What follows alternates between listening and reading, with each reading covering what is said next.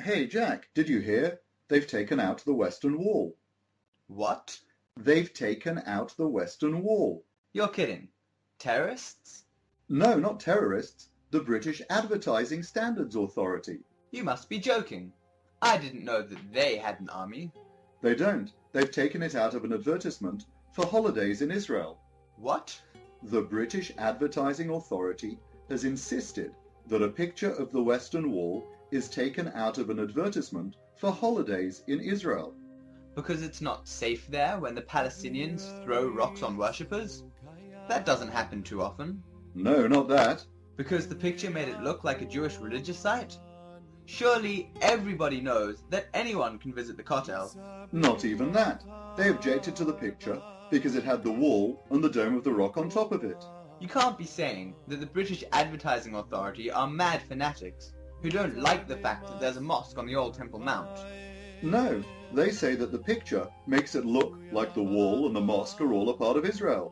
So people might be misled into thinking that they could visit the wall and the mosque when they visit Israel's capital, Jerusalem? They can visit the wall and the mosque.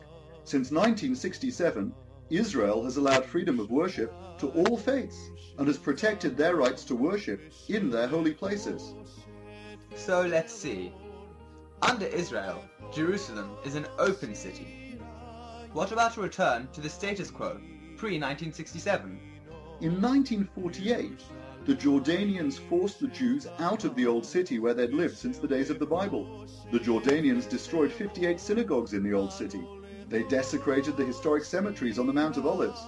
And the Jordanians didn't let the Jews in to visit. Maybe that was just because of the war. Even back in 1835, the American journalist John Lloyd Stevens wrote of his visit to Jerusalem that the Jews were kept off the Temple Mount. White-bearded old men and smooth-cheeked boys and Jewish maidens in their long white robes stood with their cheeks pressed against the Western Wall, he writes, praying through the cracks and crevices. But the Jews are not permitted to enter.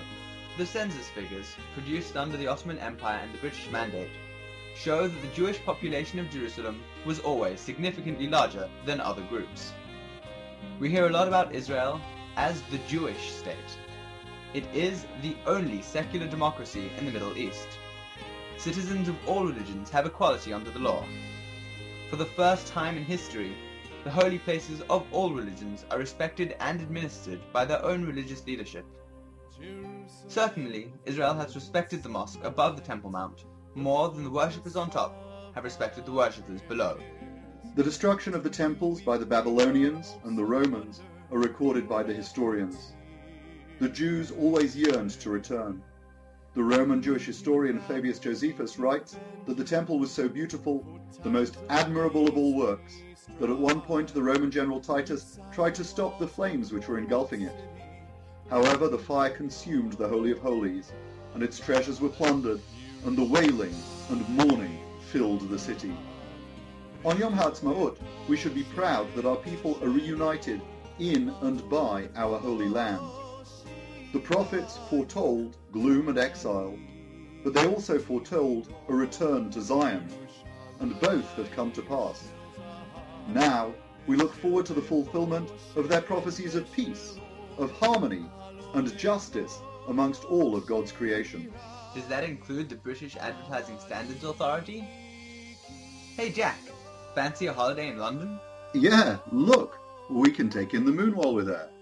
And here's Gibraltar with Spain in the background. That's a real no-no. Oh look, the pyramids and a free excursion to the sun. May God grant his blessing, strength and success to all those who further the cause of peace in the Holy Land. May he protect its inhabitants as we join them in celebrating a Chag HaAtzmaut Sameach.